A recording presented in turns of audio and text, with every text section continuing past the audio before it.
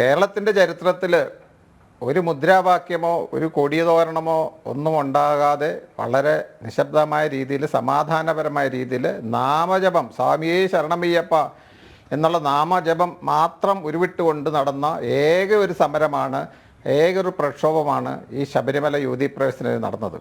അന്ന് ഭാരതത്തിൽ അങ്ങോളം ഇങ്ങോളം, കേരളത്തിൽ മാത്രമല്ല, കേരളത്തിലേക്ക് വന്നാൽ നമുക്കറിയാം തിരുവനന്തപുരം മുതൽ കാസർഗോഡ് വരെയുള്ള എല്ലാ ജില്ലകളിലും ഒരേപോലെ, ഈവൻ നമ്മുടെ കണ്ണൂർ ജില്ലകളിലുള്ള പാർട്ടി ഗ്രാമങ്ങളിൽ ഉൾപ്പെടെയുള്ളവർ പങ്കെടുത്ത എത്രയോ പരിപാടികളാണ് നമ്മൾ നടത്തിയത്. പക്ഷേ അവിടെയൊക്കെ ഇദ്ദേഹം പറയുന്ന പോലെ അക്രമം അഴിച്ചു വിട്ടത് മിക്കവാറും സ്ഥലങ്ങളിൽ ഒന്ന് SDP, ഇതിൻ്റെ കേസുകൾ പരിശോധിച്ചാൽ മനസ്സിലാവും. രണ്ടാമത് ഈ മാർക്സിസ്റ്റ് പാർട്ടിയുടെ ആളുകൾ, മൂന്നാമത് പോലീസുകാർ. ഈ നേരത്തെ പറഞ്ഞ ഒരു വിഷയത്തിലേക്ക് ഒന്ന് വന്നാൽ അതൊരു ക്ലാരിഫൈ ചെയ്യേണ്ട ഇതാണ്. കാരണം ഞാനവിടെ പമ്പയിലും അതുപോലെ തന്നെ നിലയ്ക്കലൊക്കെ ഉള്ള സമയത്ത് നടന്ന അക്രമങ്ങളുടെയാണ് ഈ ബൈക്കുകൾ അടിച്ചു പൊട്ടിക്കുകയൊക്കെ ചെയ്തത്. നമ്മൾ ഹൈക്കോടതി സമീപിക്കുകയും ചെയ്തത്. അതായത് അതിക്രൂരമായ രീതിയിലാണ് ഒരു ലാത്തി ചാർജ് പമ്പയിൽ നടന്നത്. അതിക്രൂരം, നമുക്കൊരിക്കലും അത് ഞാൻ വേറെ കണ്ടിട്ടില്ല. അങ്ങനെ ഭക്തജനങ്ങൾ മുഴുവൻ ചെതറിയോടി ഇവരുടെ ബൈക്കുകളും എല്ലാം സൈഡിലിരിക്കുകയാണ്. ധാരാളം വണ്ടികളുണ്ടായിരുന്നു. അവരൊക്കെ കാട്ടിലേക്കാണ് ഓടിക്കേറിയത്. പലപ്പോഴും നമ്മൾ അതിന് സന്ധ്യ സമയത്ത് തന്നെ പലരും നമ്മളെ മൊബൈലിൽ കോൺടാക്ട് ചെയ്യാണ്. കാരണം അവിടെ റേഞ്ച് ഇല്ലാത്തതുകൊണ്ട് പലരും മരത്തിൻ്റെ മുകളിൽ കയറിയിരുന്നിട്ടൊക്കെ നമ്മളെ വിളിച്ച് കാട്ടിൽ നിന്ന് രക്ഷിക്കൂ ചേട്ടാ എന്ന് പറഞ്ഞ് വിളിച്ചിരുന്നു. അപ്പോൾ അതുകൊണ്ട് അത്ര ക്രൂരമായൊരു വിഷയത്തിൽ അവിടുന്ന് നമുക്കറിയാം, സാധാരണ ലാത്തി ചാർജിൽ നമ്മൾ ഇങ്ങനെ ഓടാറില്ല. അത് ക്രൂരമാണ്. രണ്ടാമത് ആ ലാത്തി ചാർജ് ചെയ്ത ആളുകൾ ആരൊക്കെയാണെന്ന് ശ്രദ്ധിച്ചു നോക്കണം. അത് പോലീസ് വേഷത്തിലുള്ള ഗുണ്ടകളായിരുന്നു, യാതൊരു സംശയം വേണ്ട.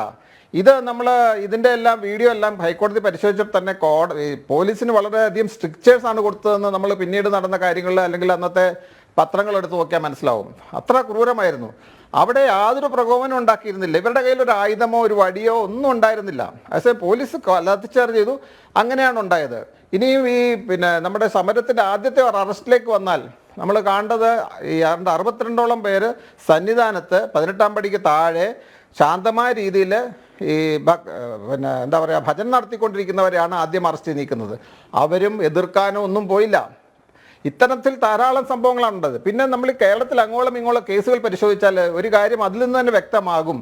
ഇതിനകത്ത് എന്തെങ്കിലും ഈ പറഞ്ഞ രീതിയിൽ അക്രമം ഉണ്ടായോ, അതല്ലെങ്കിൽ മനഃപൂർവ്വമായിട്ട് കല്ലെറിഞ്ഞോ, പോലീസുകാരെ ഉദ്ധരിച്ച് നോക്കുമ്പോൾ ഈ താഴത്തെ കോടതിയിൽ ചില സമയത്ത് ശിക്ഷിക്കപ്പെടോ വാറണ്ടായിട്ടോ ഒക്കെ വന്ന്, എൻ്റെ കേസ് ഉൾപ്പെടെയാണ് ഞാൻ പറയുന്നത്, ഹൈക്കോടതി വന്ന കേസുകളെല്ലാം ഹൈക്കോടതി വിടുകയാണ് ചെയ്തത്. ഒരൊറ്റ കേസ് പോലും ഹൈക്കോടതി ശിക്ഷിച്ചിട്ടില്ല. താഴെ കോടതിയിൽ നിന്ന് വന്ന കേസുകളെല്ലാം ഈ കേസ് കണ്ടിട്ട് ഇതിനകത്ത് യാതൊന്നും ഇല്ല എന്ന് പറഞ്ഞിട്ട് ക്വാഷ് ചെയ്യുകയാണ് ചെയ്തിട്ടുള്ളത്. ഒരു കേസ് നിങ്ങൾക്ക് കാണിച്ചു തരാൻ പറ്റുമോ? ശബരിമല വിഷയത്തിൽ ഹൈക്കോടതി വന്നിട്ട് ശിക്ഷിച്ചത് ഒന്നുമില്ല.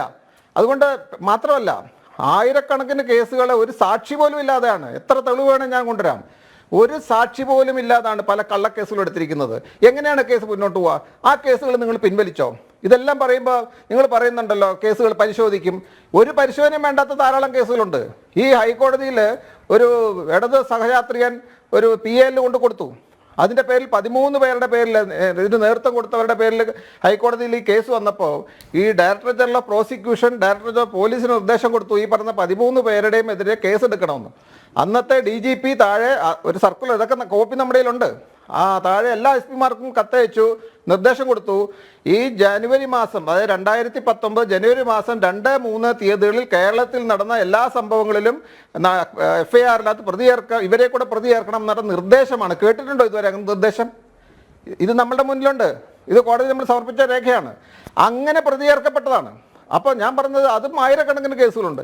ഇത്തരത്തിൽ ശബരിമല വിഷയവുമായിട്ട് ബന്ധപ്പെട്ട എല്ലാവരെയും, അതായത് ശബരിമല ഭക്തജനങ്ങൾ, അവിടെ ഭജനമിരുന്നവർ, അതല്ലെങ്കിൽ നാമജപയാത്ര നടത്തിയവർ, വഴിയെ പോയവർ, അതല്ലെങ്കിൽ ശബരിമലയിൽ അയ്യപ്പ എന്ന് പറഞ്ഞ ഒരു അറസ്റ്റ് ചെയ്യുന്ന പിന്നെ അദ്ദേഹം പറഞ്ഞു